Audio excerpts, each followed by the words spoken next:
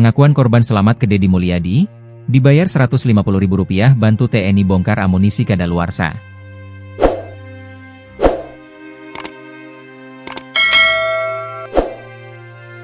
Seorang warga bernama Agus bercerita ke Deddy Mulyadi soal profesi para korban yang tewas dalam ledakan amunisi di Desa Sagara, Kecamatan Cibalong, Kabupaten Garut, Jawa Barat.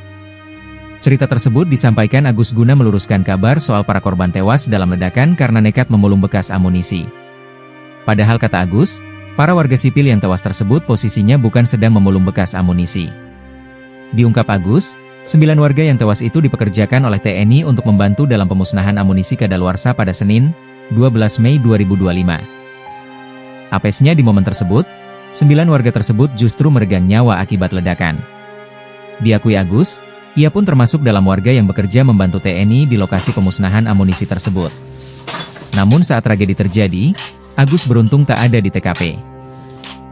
Kepada Deddy Mulyadi, Agus menceritakan profesi warga dalam membantu TNI memereteli selongsong amunisi dan peluru. Bahkan kata Agus, ia sering pergi ke beberapa daerah untuk melakoni pekerjaannya itu. Yang disebut ikut bekerja adalah posisi Bapak bukan mulung. Bukan berburu besi bekas. Bukan berburu selongsong. Posisi di situ adalah bekerja.